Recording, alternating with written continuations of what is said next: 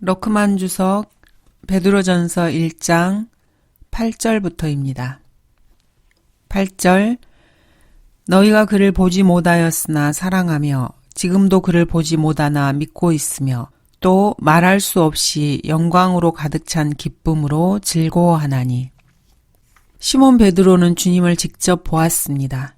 3년 넘게 주님과 함께 살았습니다. 그러나 교회의 시대를 살고 있는 우리는 주 예수 그리스도를 한 번도 뵙지 못했습니다. 그럼에도 불구하고 그리스도인들은 주님을 사랑합니다. 그렇게 주님을 사랑하면서도 지금 주님을 눈으로는 보지 못하고 있습니다. 그리스도인들 안에 하나님의 영이 들어와 계시지만 주 예수 그리스도께서는 지금 하나님의 보좌 우편에 앉아 계십니다. 그래서 그리스도인들은 그분을 눈으로 직접 보지는 못합니다. 그런데도 우리 그리스도인들은 주님을 믿고 있습니다. 그 믿음 가운데서 말할 수 없이 영광으로 가득 찬 기쁨으로 즐거워하고 있습니다. 그런 우리 그리스도인들에게 시몬 베드로가 지금 이 편지를 쓰고 있고 우리를 격려하며 힘을 북돋워주고 있습니다. 교리적으로 볼 때 이것은 주님의 지상 재림을 기다리는 환난 성도들에게는 적용되지 않습니다. 휴거를 기다리고 있는 교회 시대의 성도들에게 적용되는 말씀입니다. 9절에서 이것이 확인됩니다.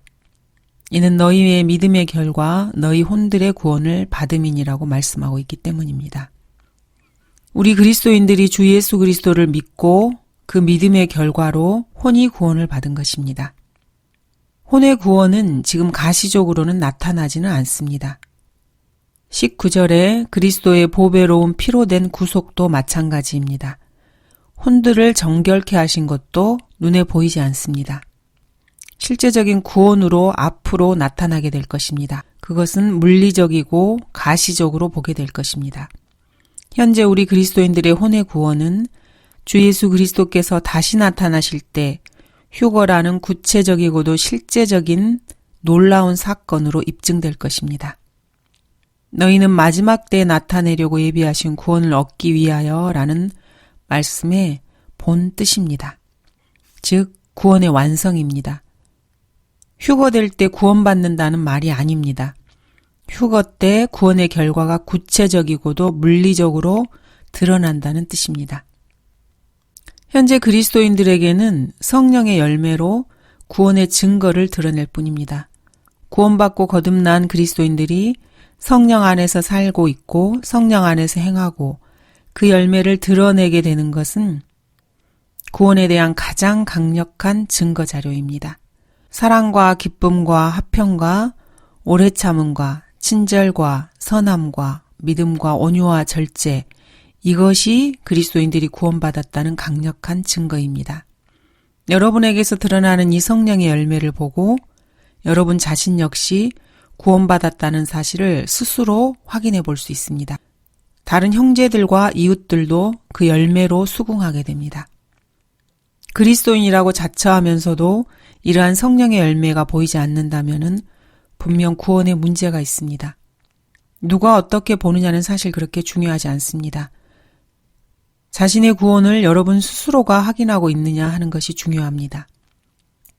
주님께서 다시 오실 때 구원받은 성도들은 휴거라는 실제적 사건으로 그 구원의 완성을 보게 될 것입니다. 그때는 모든 것이 확실하게 드러날 것입니다. 문제는 바로 지금입니다. 지금 확인되지 못한다면 그때 가서는 이미 늦습니다. 여러분의 아내나 자녀들이 갑자기 지상에서 사라졌는데 자신만 두 눈을 멀뚱거리면서 지상에 그냥 남아있다면 얼마나 낭패스러운 일이 되겠습니까? 주원의 신이 있는 사람은 주께서 다시 오실 때 칭찬과 존귀와 영광을 받게 된다는 것을 알고 있습니다. 알고 믿고 있기 때문에 말할 수 없이 영광으로 가득 찬 기쁨으로 즐거워합니다. 구원받지 못한 죄인들은 이 기쁨을 도저히 이해하지 못합니다. 그리스도인들이 분명 어떤 시련에 처해 있는 것을 아는데 크게 기뻐하는 것을 보고 세상 사람들은 실성했다고 여길 수도 있습니다. 그러나 정작 남들이야 그러거나 말거나 말할 수 없이 영광으로 가득 찬 기쁨으로 우리 그리스도인들은 즐거워합니다. 주님께서는 이러한 그리스도인들을 참으로 귀하게 여기십니다. 주님께서 보시기에 그리스도인들이 대환란이라는 끔찍한 재앙을 거치는 것은 말도 되지 않습니다. 왜냐하면 그리스도인들은 주님의 눈에 너무나도 귀한 존재들이기 때문입니다. 이 그리스도인들을 위해서 주님께서는 목숨까지 내어놓으셨습니다. 그래서 대환란이 시작되기 전에 주님께서는 교회인 자신의 몸 그리스도인들을 하늘로 데려가실 것입니다. 이것이 바로 휴거입니다. 그리스도인들이 휴거될 때 썩지 않고 죽지 아니할 몸을 입고 하늘로 끌려 올라가게 됩니다. 바울은 이에 관해서 이렇게 말합니다. 보라, 내가 너희에게 한 가지 신비를 말하노니 우리가 다 잠잘 것이 아니요 오히려 우리가 모두 변화될 것이니 마지막 나팔에 눈 깜짝하는 순간에 그러하리라. 나팔 소리가 나면 죽은 자들이 썩지 아니하는 몸으로 일으켜지며 우리도 변화되리라. 그리하여 이 썩을 몸이 반드시 썩지 아니할 몸을 입고 이 죽을 몸이 반드시 죽지 아니할 몸을 입으리라. 교회인 그리스도인들은 대환란을 거칠 수도 없고 거칠 필요도 없으며 끔찍한 재난을 결코 거쳐서도 안 됩니다. 잠시 슬퍼할 수밖에 없지만 믿음의 시련, 그를 보지 못하나 믿고 있으며 이런 언급들은 환난 성도들에게 해당하는 말씀이 아닙니다. 환난 성도들은 하나님의 계명들과 예수의 믿음을 지키는 자들입니다. 그들은 구원을 받기 위해서 믿음뿐만 아니라 계명들을 지키는 행위가 요구되는 사람들입니다. 베드로는 환난 성도들에게 편지를 쓰고 있는 것이 아닙니다. 마지막 때에 나타내려고 예비하신 구원을 얻기 위하여 믿음으로 말미암아 하나님의 능력으로 보호받고 있는 사람들에게 편지를 쓰고 있습니다. 휴거를 통해서 구원의 결과와 구원의 완성을 기다리고 있는 사람들에게 쓰고 있는 것입니다. 그리스도인들은 이미 믿음의 결과로 혼들의 구원을 받은 사람들입니다. 이 교회 시대에 살고 있는 사람들이죠. 바로 이들이 베드로전서의 수신자들입니다. 그래서 이 문단은 교회 시대에 관련된 부분입니다. 이 사실은 다음 구절에서도 확인됩니다. 이 구원에 관해서는 너희에게 임할 은혜에 관하여 예언한 선지자들이 열심히 조사하고 살펴보던 것이며 이 구원은 대환란 성도들의 구원이 아닙니다. 하나님의 은혜와 관련된 구원이기 때문입니다. 선지자들은 대환란 성도들의 구원에 대해서는 이해하고 있었습니다. 그러나 교회 시대의 구원에 대해서는 잘 몰랐습니다. 그래서 선지자들은 이 구원과 하나님의 은혜, 이런 것들에 대해서 열심히 조사하고 살펴보았습니다. 선지자들은 대환란 시대의 구원이라면 그렇게 열심히 조사하고 살펴볼 필요가 없었습니다. 잘 알고 있었기 때문이죠.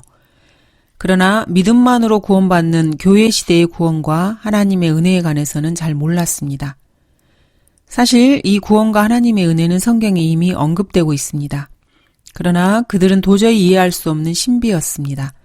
그래서 선지자들은 이를 둘러싸고 이렇게 저렇게 조사를 해보고 기록들을 읽고 또 읽으면서 열심히 연구하고 생각했습니다.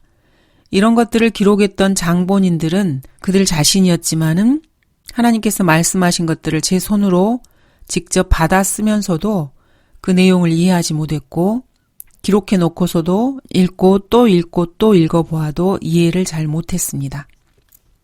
그들 안에 계셨던 그리스도의 영이 그리스도의 고난과 다가올 영광을 미리 증거하실 때 그 영이 무엇을 또 어떤 시기를 지시하시는지 탐구하던 것이니라.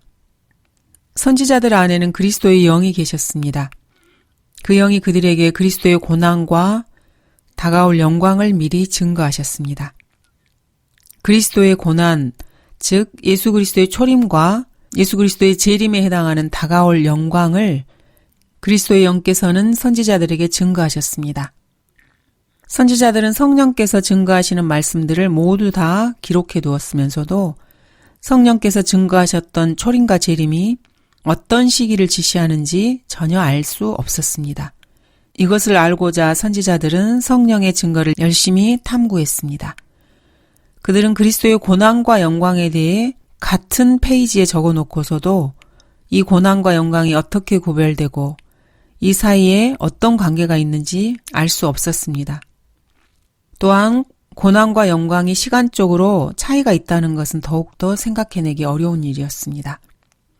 고난과 영광은 서로 상반되는 모순이며 동시에 양립할 수가 없는 반대 개념입니다. 그리스도의 고난은 그리스도께서 수치와 오욕을 당하는 것입니다. 반면 그리스도의 영광은 지극히 당연하고 그분께 합당한 것을 받는 것입니다. 이 상반된 두 가지가 어떻게 공존할 수 있겠습니까? 그래서 선지자들은 서로 상반되고 상충되는 이 두 가지 개념에 대해서 성령의 증거와 예언의 시기를 생각해낼 수가 없었습니다. 그들의 시야에는 분명히 갈보리의 봉우리가 들어왔습니다. 그러나 재림의 봉우리가 거기에 중첩되어 있었습니다. 이 두 봉우리 사이에 엄청난 계곡이 숨어 있으리라고는 예상하지 못한 것이죠. 그래서 서로 상치되는 두 봉우리가 어떻게 같이 있는지 도저히 이해할 수 없었던 것입니다. 예수 그리스도의 초림뿐만 아니라 재림 역시 구약에 많이 예언되어 있습니다. 이 오심에 관한 초림보다는 재림에 관한 예언들이 훨씬 더 많이 언급되고 있습니다. 재림 관련 구절들이 초림을 예언하는 구절들과 함께 있거나 바로 뒤에 나오기도 합니다. 예를 들어서 이사야 53장을 보도록 하겠습니다. 이사야 53장은 예수 그리스도의 초림을 다루고 있습니다. 바로 그 다음 장인 54장은 예수님의 재림을 예언하고 있습니다. 그는 사람들에게서 멸시받고 거부되었으며 슬픔의 사람이요 질고에 익숙한 사람이라. 초림임이 분명합니다. 우리가 우리의 얼굴을 그로부터 숨긴 것 같이 그는 멸시받았고 우리는 그를 존중하지 아니하였도다. 역시 초림입니다. 실로 그가 우리의 질고를 지고 우리의 슬픔을 지었는데도 우리는 그가 형벌을 받아 하나님께 맞으며 고난당한 줄로 생각하였도다. 역시 예수 그리스도의 초림을 언급하고 있습니다. 그가 억압을 당하고 고난을 당하여도 그의 입을 열지 아니하였으니 그가 어린 양처럼 도살장으로 끌려가며 그가 내 백성의 허물로 인하여 형벌을 받았음이라. 이와 같이 이사야 53장은 초림 때의 예수 그리스도의 고난을 집중적으로 조명하고 있습니다. 이어지는 54장은 노래하라는 외침으로 시작됩니다.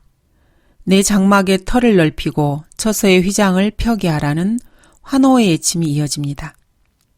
3절에서는 이스라엘의 완전한 회복이 선포됩니다. 내 씨가 이방인들을 유업으로 받아 황폐한 성읍들로 사람이 살도록 하게 할 것이기 때문이라. 이어서 54장은 주님의 재림과 영광, 천년왕국으로 들어가서 완전히 회복된 이스라엘의 모습을 계속해서 펼쳐줍니다. 내 젊은 시절의 수치를 잊을 것이며 내 과부 때의 치욕을 더 이상 기억하지 않을 것이라는 4절 역시 재림입니다. 너를 지으신 분이 내 남편이니 만군의 주가 그의 이름이며 너의 구속주 이스라엘의 거룩한 분이라. 그가 온 땅의 하나님이라 칭함을 받으리라. 역시 재림입니다. 잠시 동안 내가 너를 버렸으나 큰 자비로 내가 너를 모을 것이니라. 내가 영원한 인자함으로 내게 자비를 베풀리라. 역시 재림입니다. 오, 너 고통받고 광풍에 까불리고 위로받지 못한 자여, 보라, 내가 아름다운 색상으로 내 돌들을 놓으며 사파이어로 내 기초들을 놓으리라. 이 역시 재림입니다. 다음 17절입니다. 너를 대적하려고 만들어진 어떤 무기도 성공하지 못할 것이요 재판에서 너를 대적하여 일어나는 어떤 혀도 내가 정죄할 것이라. 이것이 주의 종들의 유업이요 그들의 은은 내게서 받은 것이니라 주가 말하노라. 마찬가지로 재림 관련 구절입니다. 이처럼 이사야 53장에서는 주님의 초림을 예언하고 있습니다. 그런데 주님의 재림을 예언하는 54장이 뒤이어 나오고 있고 같은 이사야 선지자가 이 이야기를 하고 있습니다. 이사야는 이를 같은 자리에서 기록해 놓았습니다. 고난과 영광이 동시에 언급되고 있습니다. 같은 자리에서 기록은 해 놓았지만은 서로 상반되는 내용으로 인해서 열심히 조사하고 살펴보고 탐구한 것입니다. 이번에는 시편 22편을 보도록 하겠습니다. 1절에서는 나의 하나님 어찌하여 주께서는 나를 버리셨나이까 라는 말씀으로 시작됩니다. 이러한 부르짖음을 여러분은 누구에게서 들을 수 있습니까? 이 절규를 어디서 들은 것 같습니까? 엘리 엘리 라마 사박타니. 이것은 주님께서 갈보리 십자가에서 제6시에서 제9시까지 어두움이 온 땅을 덮었을 때 제9시경에 예수께서 큰 음성으로 소리질렀던 바로 그 외침이고 부르짖음입니다. 무슨 말씀이었습니까? 이는 나의 하나님 어찌하여 나를 버리셨나이까 라는 말이라고 성경은 스스로 해석을 하고 있습니다. 시편 22편 1절의 말씀 그대로입니다. 시편 22편은 예수 그리스도의 초림에 관한 예언으로 시작해서 갈보리의 모습을 여실히 보여주고 있는 선명한 그림입니다. 그러나 시편 22편 후반부는 예수 그리스도의 재림으로 그 초점이 옮겨가게 됩니다. 세상의 모든 끝이 기억하고 주께로 돌이키리니 민족들의 모든 족속들이 주 앞에 경배하리이다. 이는 왕국이 주의 곳이요 주께서 민족들 가운데서 통치자이기 때문이니이다. 다윗이 읊었던 이 예언의 시를 선지자들은 읽었을 것입니다. 이것을 읽으면서 무엇을 보고 있었겠습니까? 그들은 그림 하나에 십자가에 달린 채 엘리 엘리 라마 사박탄이라고 부르짖으시는 주님, 나는 벌레요 사람이 아니라 사람들의 비방거리요 백성들에게 멸실거리라고 하소연하고 계신 가련한 주님을 보고 있습니다. 그와 동시에 민족들 가운데 통치자, 모든 족속들이 경배드리는 주님, 곧 왕국의 주이신 그분을 보고 있습니다. 자, 그렇다면 선지자들이 이 그림을 완전히 이해할 수 있었겠습니까? 비방거리요 멸시거리인 주님과 왕국의 주인이신 통치자로서의 주님. 참으로 엄청난 아이러니이며 모순입니다. 터무니없이 대조되고 있는 두 개의 개념이 한 그림에 있는 것입니다. 이 두 가지가 한 책에, 그것도 같은 장에 겹쳐서 기록되고 있습니다. 이것을 구분하고 그 시기의 차이를 어떻게 선지자들이 제대로 읽어낼 수 있었겠습니까? 그래서 베드로는 여기서 은혜에 관하여 예언한 선지자들이 그리스도의 영이 그리스도의 고난과 다가올 영광을 미리 증거하실 때 열심히 조사하고 살펴보면서 탐구했다고 말하고 있습니다. 여러분 역시 예수 그리스도의 초림과 재림을 혼동한다면은 그런 여러분에게 주님께서는 이렇게 꾸짖으실 것입니다. 오 어리석은 자들아, 그리스도가 이러한 고난을 당하고서 그의 영광에 들어가는 것이 당연하지 않느냐. 한 그림 속에 초림과 재림이 같이 있는 예는 구약 도처에서 발견됩니다. 그중 하나가 출애굽기 12장입니다. 출애굽기 12장은 유월절 양의 피를 통해서 그리스도의 구속을 다루는 장입니다.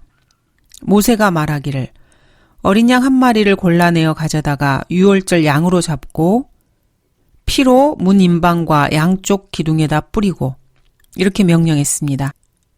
주께서 피를 보시면 멸망시키는 자로 그 집을 그냥 지나가게 하심으로써 구원을 하신 것입니다.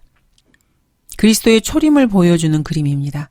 주님의 초림은 어린 양으로 오신 것입니다. 갈보리에서 희생제물이 되셔서 피를 흘리셨습니다. 출애굽기 12장의 마지막 절에서는 바로 그날 주께서 이스라엘 자손들을 그들의 군대대로 이집트 땅에서 데리고 나오셨더라 라는 말씀으로 끝맺고 있습니다. 이스라엘 자손과 주님의 영광이 아름답게 펼쳐지는 그림입니다. 이것은 이스라엘의 구속이 완성되는 재림의 그림입니다. 한 그림의 초림과 재림, 이 두 가지가 공존하는 예언들 가운데에서 선지자들은 그리스도의 십자가 고난과 다윗의 보좌에 앉으신 주님의 영광을 동시에 보았습니다. 그러면서 이 둘 사이에 가로놓인 교회 시대는 보지 못했습니다. 이것이 선지자들에게는 신비였고 이 신비가 바울에게 계시될 때까지는 아무도 알지 못했습니다. 그러나 교회 시대를 사는 우리에게는 다릅니다. 교회 시대는 이 신비가 완전히 밝혀진 시대입니다. 초림과 재림 사이에 있던 교회 시대의 계곡에 우리 그리스도인들은 서 있습니다. 초림의 갈보리와 재림의 올리브산을 동시에 보면서도 이쪽과 저쪽으로 뚜렷이 구분되어 있는 두 산봉우리를 보고 있습니다. 바울은 에베소서 3장에서 이 신비를 밝혔습니다. 이런 까닭에나 바울은 너희 이방인들을 위하여 예수 그리스도의 제수가 되었으니 과연 너희를 위하여 내게 주신 하나님의 은혜의 경륜을 너희가 들었을진데 이것은 그분이 계시로 내게 신비를 알게 하신 것이며 내가 전에 간략하게 쓴 것과 같으니 너희가 읽을 때 거기서 그리스도의 신비 안에 있는 나의 지식을 이해하게 되리라. 그것이 성령으로 그의 거룩한 사도들과 선지자들에게 지금 계시된 것처럼 다른 시대들에서는 사람들의 아들들에게 알려지지 아니하였으니 교회 시대의 신비가 바울에게 계시됨으로써 최초로 알려지게 되었습니다. 그리고 이 하나님의 은혜의 경륜의 시대에 이르러서 이방인들이 복음을 통하여 그리스도 안에서 공동 상속자가 되고 한 몸이 되고 그의 약속의 동참자가 된다는 것입니다. 이로써 그리스도의 능력이 효과적으로 역사하셔서 자기에게 주신 하나님의 은혜의 선물을 따라 바울이 복음의 일꾼이 되었다고 선언하고 있습니다. 모든 성도들 가운데서 가장 작은 자보다도 더 작은 바울에게, 바울 본인에게 하나님께서 그런 은혜를 주신 것은 이방인들 가운데 헤아릴 수 없는 그리스도의 풍요함을 전파하게 하고자 함이었다고 설명하고 있습니다. 교회 시대의 경륜에서는 이방인들이나 유대인들이 그리스도 안에서 한 몸을 이룹니다. 이 사실은 구약시대에 그 누구에게도 알려지지 않았습니다. 물론 구약시대에 이러한 계시는 명백하게 계시되어 있었습니다. 그러나 구약시대 사람들은 이것을 알고 이해하지 못했습니다. 12절입니다. 그들이 행한 사역들은 자신을 위한 것이 아니라 우리를 위한 것임이 그들에게 계시되었고 이것이 하늘로부터 보내신 성령으로 너희에게 복음을 전한 자들을 통하여 너희에게 이제 전해졌으며 천사들도 살펴보기를 간절히 바라는 것들이니라. 그들에게 계시되었습니다. 그러나 선지자들은 이해하지는 못했습니다. 왜 그렇습니까? 자신들을 위한 것이 아니라 우리를 위한 것이기 때문이라고 베드로는 말하고 있습니다. 구약 시대에 그들 선지자에게 계시되긴 했지만 그들을 위한 것이 아니라 신약 시대에 우리를 위한 것이었습니다. 선지자들은 그것을 잘 이해하지 못했습니다. 주님께서 이 땅에 오셔서 고난받으시고 갈보리 십자가에서 처형되시고 죽으신 다음 부활하시고 승천하셨습니다. 그런 다음에 그분의 약속대로 하늘로부터 보내신 성령께서 이 땅에 오시자 그분의 도우심으로 이것이 복음을 전한 자들을 통하여 우리에게 전해졌습니다. 구원의 복음과 교회의 신비는 구약시대에 이미 선지자들에게 계시되었습니다. 갈보리 이후 신약시대가 돼서야 우리에게 전해주는 사역이 성령에 의해 수행되었습니다. 구약 곳곳에서 우리가 발견할 수 있는 많은 진리들이 사실은 모두 이 시대의 우리를 위한 것들입니다. 이렇게 보면은 구약시대의 선지자들은 복음을 계시받고 기록하고 이렇게 했는데도 그것을 어떻게 누구에게 전해야 할지 그 사역을 타당하게 실행할 수 있는 방법을 알지 못했습니다. 왜냐하면은 복음에 관한 한 그들이 사역해야 할 대상들은 그 당시에는 존재하지 않았기 때문입니다. 복음과 관련해서 구약시대 선지자들이 사역해야 할 대상들은 짧게는 수백 년, 길게는 2000년에 이르는 긴 시간이 흐른 이 세상에서 존재하게 되기 때문입니다. 베드로는 지금 이것을 말하고 있습니다. 천사들도 살펴보기를 간절히 바라는 것들이니라. 아주 재미있는 언급입니다. 이 말씀을 이해하려면 이렇게 한번 생각해 보도록 하겠습니다. 구약의 선지자들이 하나님께 들은 것을 자신들의 손으로 성경에 기록을 했습니다. 그것이 무엇인지 알지 못해서 알려고 조사하고 살펴보고 또 탐구도 했습니다. 그러나 그 누구도 알아내지를 못했습니다. 이 부분에 관한 한 성경을 덮어둘 수밖에 없었습니다. 그래서 천사들도 그게 무엇인지 알아볼 방법이 없었습니다. 책을 덮어두었기 때문에 천사들에게도 별 도리가 없었던 것입니다. 그런데 이 신비가 신약시대에서 비로소 밝혀지게 됩니다. 그리고 우리는 그것을 훤히 다 알게 되었습니다. 그래서 항상 성경을 펼쳐놓고 그 말씀들과 예언들을 읽고 또 읽으면서 하나님의 경륜에 감복하기도 하고 은혜에 감사하고 마음으로 주님의 은혜를 찬양합니다. 천사들이 어깨 너머로 우리가 편 성경책을 보면서 구약시대에 닫혀 있었던 아주 궁금해하던 것을 마침내 우리가 펴고 보고 있는 성경을 통해서 천사들도 알게 된 것입니다. 그래서 천사들이 우리가 펼친 성경을 기웃거리면서 그게 뭔가 하고 살펴보기를 간절히 바라는 것입니다. 베드로의 이 말은 이러한 상황을 설명하고 있습니다.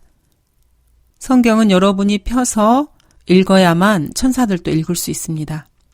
여러분이 성경을 덮어두면은 천사 역시 성경에 대해서는 소경입니다. 그런데 요즘 시대에는 성경을 덮는 사람들이 많습니다. 덮어둔 채 선반에 올려놓고 먼지만 쌓입니다. 그러면 천사들은 답답해서 죽을 지경입니다. 궁금한 게 많은데 성경책을 들여다보고 싶은데 성경을 여는 사람이 별로 없습니다. 그래서 천사들이 어깨 넘어나마 읽을 수가 없습니다. 천사들이 얼마나 답답하고 안달이 나겠습니까? 그래서 여러분들이 성경을 다시 펼칠 때까지 이제나 저제나 기다리면서 성경을 살펴보기를 간절히 바라고 있습니다. 베드로는 아마 이런 상황을 머리에 그리고 있는 것 같습니다.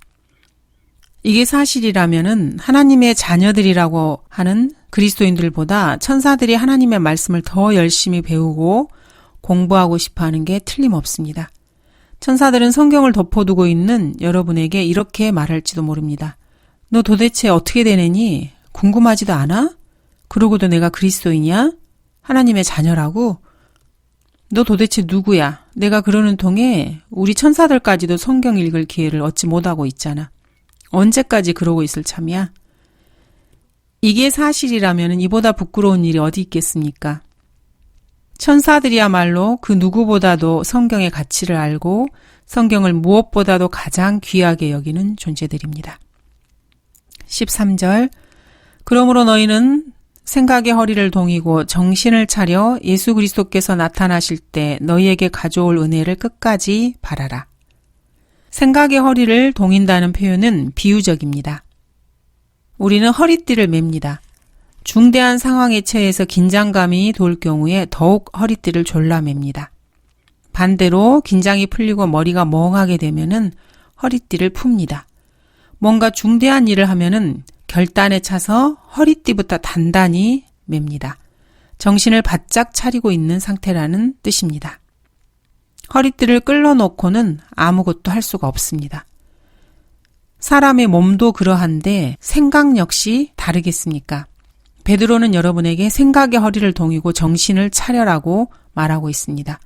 멍하니 앉아있지 말라고 충고합니다. 예수 그리스도께서 다시 오실 때를 기다리고 있으라고 권면합니다. 예수님께서 오실 때 여러분에게 가져오실 은혜를 늘 잊지 말고 기다리라는 권면입니다. 깨어있으라는 명령은 주님의 다시 오심과 관련해서 성경에서 늘 말씀하시는 명령입니다. 뿐만 아니라 우리가 그때를 아노니 지금은 바로 잠에서 깨어나야 할 시간이로다. 이는 지금이 우리가 믿었던 때보다 우리의 구원이 더 가까워졌습니다. 주님께서도 이를 역설하셨습니다. 그러므로 깨어있으라. 어떤 시간에 너희 주께서 오실는지 너희가 알지 못하기 때문이라. 바울 역시 주님께서 오시는 때를 밤의 도둑에 비유하고 있습니다. 날이 밤의 도둑같이 오리라는 것을 너희 자신이 정확히 알고 그들이 평안하다 안전하다고 말할 때 갑작스런 멸망이 그들에게 임하리니 그러므로 우리는 다른 사람들과 같이 자지 말고 깨어있어 정신을 차리자. 요한 역시 영으로 셋째 하늘에 올라갔을 때 이런 경고를 합니다. 만일 내가 깨어있지 아니하면 내가 도둑같이 내게 임하리니 어느 때에 너에게 올 것인지 내가 알지 못하리라. 주님께서는 우리에게 언제 오시는지 그때를 알려주시지 않고 있습니다. 이유는 우리 그리스도인들이 항상 깨어있도록 하기 위해서입니다. 주님께서 언제 다시 오실지 우리가 알고 있다면 우리는 쿨쿨 잠들어 있을 것입니다. 잠들어 있지 않는다 해도 있어서는 안 될 자리에서 뭔가 해서는 안 되는 무가치하고 수치스러운 일을 열심히 하고 있을지도 모릅니다. 그러나 이 구절은 교리적으로는 재림 관련 구절입니다. 이 시대의 그리스도인에게 영적 경고로 받아들여도 되지만은 여기에서 언급하고 있는 은혜는 믿음의 결과로 얻는 혼의 구원에 관련된 것이라기보다는 대환란을 거치고 있는 유대인들을 위한 은혜입니다. 그리스도의 재림과 함께 이스라엘의 민족적 회복이라는 의미에서 은혜를 말합니다. 예수 그리스도께서 나타나실 때 너희에게 가져올 은혜. 교리적으로는 이렇게 해석하는 것이 타당합니다. 그리스도의 지상 재림은 이스라엘에게는 은혜입니다. 그리스도인들에게는 관계가 없기 때문에 은혜가 아닙니다. 이것이 만약에 공중 재림의 휴거라면은 그리스도인에게도 은혜가 될 수 있습니다. 하나님의 은혜는 믿음으로 말미암아 구원받게 해주는 하나님의 값없는 선물에만 제한되지 않습니다. 그리스도인들은 이 은혜 외에도 헤아릴 수 없이 많은 다양한 은혜를 하나님에게서 받고 있습니다. 그리스도인들은 이미 하나님의 무한하신 은혜 가운데 들어와 있습니다. 그리스도인들은 이미 그리스도의 몸 안에 들어와 있습니다. 그래서 그 자체가 하나님의 무한하신 은혜 속에 들어있는 것입니다. 이것으로 하나님의 은혜가 끝이 아닙니다. 앞으로 하나님께서 우리에게 더 베풀어 주실 은혜들을 일일이 다 헤아려 볼 수가 없습니다. 그렇다면 이 구절의 은혜를 영적으로 적용해서 그리스도의 공중 재림과 함께 휴거에 수반되는 은혜로 볼 수도 있지만은 교리적으로는 그리스도의 지상 재림으로 인해서 이스라엘의 민족적 회복과 관련되는 은혜로 보는 것이 타당합니다. 그래서 이 구절은 예수 그리스도께서 나타나실 때라는 그 나타나심, 즉 지상 재림의 시점을 말합니다. 요한계시록 5장에서는 주님께서 보좌에 앉으신 분의 오른손에서 그 책을 취하신다는 장면이 나옵니다. 그 책은 주님께서 이 땅에 재림하셔서 이스라엘에게 펼치실 은혜가 기록되어 있는 책입니다. 14, 15절입니다. 순종하는 자녀로서 이전에 무지하던 때의 정욕에 너희 자신을 맞추지 말고 오히려 너희를 부르신 그분께서 거룩하신 것처럼 너희도 모든 행실에 거룩하라. 하나님의 자녀들은 주님께 순종합니다. 순종은 거듭난 그리스도인들에게서 나타나야 할 기본적인 요건입니다. 거듭나기 전에 죄인이었을 때에는 하나님에 관해서 무지했고 이러한 무지 속에서 정욕에 따라 생각하고 행동했습니다. 하지만 이제 상황이 전혀 다릅니다. 영이 거듭나서 하나님의 자녀가 되었기 때문입니다. 이제는 하나님의 아들로서 하나님의 가족이 되었습니다. 하나님께서는 거룩하시기 때문에 그리스도인들 역시 거룩해야 합니다. 순종의 결과는 거룩함으로 나타납니다. 하나님의 가족이라면은 하나님의 가족다워야 합니다. 하나님의 가족답다는 것은 즉 거룩함을 말합니다. 모든 행실에서 거룩해야 하나님의 자녀라는 것이 입증됩니다. 거룩이라는 것은 세상의 온갖 더러운 것에서 구별되는 것을 말합니다. 더러움에 오염되지 않기 위해서 더러운 것에서 멀리 떨어져 있어야 합니다. 이것이 거룩함입니다. 거룩한 사람은 항상 정결하고 항상 순수합니다. 거룩함을 유지한다는 것은 수동적인 어떤 상황에서 자연히 나오는 것이 아닙니다. 능동적인 행동에서 나오는 결과입니다. 여기서 행실이라는 말이 영어로는 conversation이라는 단어입니다.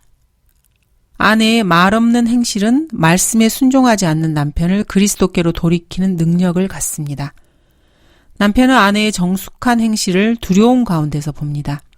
여기서 말하는 행실은 도덕적 관념이나 윤리적 개념 같은 것을 말하는 것이 아니라 생활 태도를 말합니다. 실생활에서 눈으로 보이고 구체적으로 드러나는 실제적이고 능동적인 행위를 말합니다. 실제적인 행위로 나타나는 생활 태도는 주위 사람들에게 직접적이고 강력한 영향을 미치기 때문에 능동적입니다. 성경은 이것을 행실이라고 부릅니다. 거룩함은 스스로 정결케 하는 행실에서 나오고 성결한 행실로 유지되며 또 성결한 행실로 표현됩니다. 16절 이는 기록되기를 내가 거룩하니 너희도 거룩하라고 하시기 때문이니라. 본문은 레위기 11장 44절의 말씀입니다. 하나님께서는 스스로 성결케 하여 거룩하게 될지니라고 말씀하시면서 거룩하게 되는 실제적인 방법을 제시하십니다. 스스로 성결케 하는 것. 이것이 거룩해지는 실제적이고 가장 효과적인 방법입니다. 스스로 성결케 하는 것은 불결한 것들에서 떨어져서 순수성을 지키는 것입니다. 세상의 온갖 더러운 것들을 멀리해서 오염되지 않도록 스스로를 지켜야 성결케 됩니다. 그래야 자신의 순수함을 지켜서 거룩함을 유지할 수 있습니다. 스스로 성결케 하는 것, 이것이 베드로가 언급하고 있는 행실입니다. 17절, 또 외모로 보지 않으시고 각 사람의 행위에 따라 판단하시는 분을 너희가 아버지라 부른다면 너희의 이곳 나그네 시절을 두려움 속에서 지내라. 이곳 나그네 시절을 두려움 속에서 지내라는 말은 바울이 빌립보서 2장에서 더욱더 두려움과 떨림으로 너희 구원을 온전히 이루라는 말과 같은 맥락입니다. 진실로 하나님에 대해서 두려움과 떨림을 가지고 있다면은 마음속에만 머무르지 않고 구체적인 행위로 나타나기 마련입니다. 자신의 행위가 두려움과 떨림이 드러나지 않으면은 그 마음 속에서 하나님에 대한 두려움과 떨림이 없다는 증거입니다. 그래서 하나님께서는 각 사람의 행위에 따라 판단하십니다. 외모란 내면의 표출이 아니라 내면이 가장된 모습입니다. 여러분 속마음은 외모에 반영되는 것이 아니라 행위에 반영됩니다. 외모는 내면을 가리고 있는 가면에 불과합니다. 그러나 실제적인 행위는 여러분의 내면의 진실한 반영입니다. 하나님께서는 여러분의 행위가 아니더라도 마음속을 훤히 다 들여다보고 계십니다. 그런데도 행위로 판단하시는 까닭은 행위, 즉 행실로 자신의 거룩한 삶이 유지될 수 있고 이것으로 자신의 거룩함이 열매를 맺을 수 있기 때문입니다. 그리스도인의 아버지께서는 거룩하십니다. 그리스도인이 그분을 아버지라고 부른다면은 그 사람 역시 거룩해야 되는 것은 너무나 당연합니다. 이곳 나그네 시절을 두려움 속에서 지내고 있다면은 그리스도인에게 거룩하심을 바라는 아버지의 요구를 모른 채 할 수가 없습니다. 그래서 그리스도인이라면은 그 요구에 순종해서 행위로 거룩함을 지키고 나타내야 합니다. 18절, 이는 너희가 아는 바와 같이 너희가 너희 조상들로부터 전통으로 이어받은 너희의 험악한 행실에서 은이나 금 같은 썩어질 것들로 구속된 것이 아니라, 은이나 금 같은 썩어질 것들로 구속된 것에 대해서는 레위기 25장을 보면 됩니다. 레위기 25장에는 가난한 자들이 부자들에게 종으로 팔려가는 사례가 나옵니다. 그 종을 다시 사오기 위해서는 속전, 즉 구속의 값을 치러야 합니다. 이것이 바로 너희 조상들로부터 전통으로 이어받은 것입니다. 은이나 금 같은 것들을 속전으로 삼아서 구속이 이루어집니다. 이렇게 구속을 받지만은 영원한 생명을 보장받는 것은 결코 아니었습니다. 그래서 베드로는 이 구절을 두고 은이나 금 같은 썩어질 것으로 구속된 것이 아니라고 말하고 있습니다. 그리고 그리스도인이 받은 구속이 그러한 허망한 구속이 아니라는 것을 강조하고 있습니다. 19절, 흠도 없고 점도 없는 어린 양 같은 그리스도의 보배로운 피로 된 것이기 때문이니라. 그리스도인이 받은 구속은 그리스도의 보배로운 피로 된 것입니다. 그리스도의 피는 곧 하나님의 피입니다. 죄와 죽음의 노예였던 우리의 몸값을 하나님께서는 자신의 보배로운 피로 지불하셨습니다. 짐승의 희생제물의 피도 아니었고 인간의 피도 아니었습니다. 흠도 없고 점도 없는 어린 양 같은 그리스도의 보배로운 피였습니다. 여러분의 몸값을 계산해서 그 귀한 피로 속전을 지불하셔서 여러분을 구속하셨습니다. 그래서 은이나 금 같은 썩어질 것들로 구속된 것이 아닙니다. 20절, 그는 실로 세상의 기초가 놓이기 이전에 미리 정해지셨으나 너희를 위하여 이 마지막 때에 나타나셨으며, 흠도 점도 없으신 그리스도께서 여러분을 구속하시기 위해 보배로운 피를 흘리셨습니다. 이 일은 실로 세상의 기초가 놓이기 이전에 미리 정해진 일입니다. 그분께서 마지막 때에 나타나셨습니다. 이것을 과거형으로 서술하고 있습니다. 이는 초림을 말하는 것이기 때문입니다. 그래서 이 마지막 때를 예수 그리스도의 초림에서 재림까지 이어지는 전체 기간을 의미하는 것으로 이해하는 사람들이 많습니다. 히브리서 1장 2절도 마찬가지입니다. 이 마지막 날들에 그의 아들을 통하여 우리에게 말씀하셨으니 이 아들을 만물의 상속자로 세우시고 또 그를 통하여 그분께서 세상들을 지으셨느니라. 이 구절은 초림 관련 구절이 분명합니다. 그러나 이 마지막 날들이라는 표현 때문에 그리스도의 초림 때부터 계속해서 마지막 날들이라고 생각을 합니다. 본문 말씀이나 히브리서 1장 2절 이 둘은 시제가 과거 시점입니다. 예수 그리스도의 초림 시점이 역사적 사실이기 때문입니다. 예수 그리스도의 초림은 역사적 사실입니다. 히브리서 1장의 상속자라는 말에 주목해야 합니다. 성경에서 상속자는 유업, 특히 땅을 유업으로 상속받을 사람을 말합니다. 이 아들을 만물의 상속자로 세우시고 라는 말은 예수 그리스도께서 땅을 유업으로 상속받으시고 통치하시게 될 것을 말하고 있습니다. 이 교회 시대에서는 그리스도께서 땅을 유업으로 상속받지도 통치하지도 않고 있습니다. 지금은 이 땅을 마귀가 지배하고 있습니다. 그리고 예수 그리스도께서는 셋째 하늘 하나님의 보좌 우편에 앉아 계십니다. 그리스도께서 이 땅을 유업으로 받으시고 통치하시게 될 시점은 지금 교회 시대가 아니라 미래에 있을 일이 확실합니다. 이 미래의 시점을 성경은 천년 왕국이라고 말합니다. 미래의 왕국에서 그리스도께서는 상속자, 통치자로 세워지십니다. 그런데도 어떻게 해서 미래가 아니라 과거의 일처럼 과거 시제나 현재 완료형으로 표기하고 있을까요? 이는 예수 그리스도께서 과거에 초림하셨을 때 이 왕국도 원래는 과거에 임할 수 있었기 때문입니다. 놀랍지만 사실입니다. 침례인 요한이 예수 그리스도에 앞서 그분의 길을 예배하면서 유대인들에게 이렇게 부르짖었습니다. 너희는 회개하라. 천국이 가까이 왔느니라. 그리고 예수 그리스도께서도 이렇게 외치셨습니다. 그때부터 예수께서 전파하기 시작하여 말씀하시기를 회개하라. 천국이 가까이 왔느니라고 하시더라. 그리고 주님께서는 두루 다니시면서 유대인들에게 계속해서 왕국 복음, 천국 복음을 전하셨습니다. 예수께서 온 갈릴리에 두루 다니시며 그들의 회당에서 가르치시고 또 왕국 복음을 전파하시며 백성 가운데 모든 질병과 모든 허약함을 고쳐주시더라. 그러나 유대인들은 자신의 왕으로 오신 메시아 예수 그리스도와 그분의 왕국을 거부했습니다. 예수님을 십자가에 매달아 처형했습니다. 그 뒤로도 제자들과 주님을 따랐던 사람들이 왕국 복음을 계속해서 전했습니다. 그러나 유대인들은 끝끝내 이 왕국 복음을 받아들이지 않았습니다.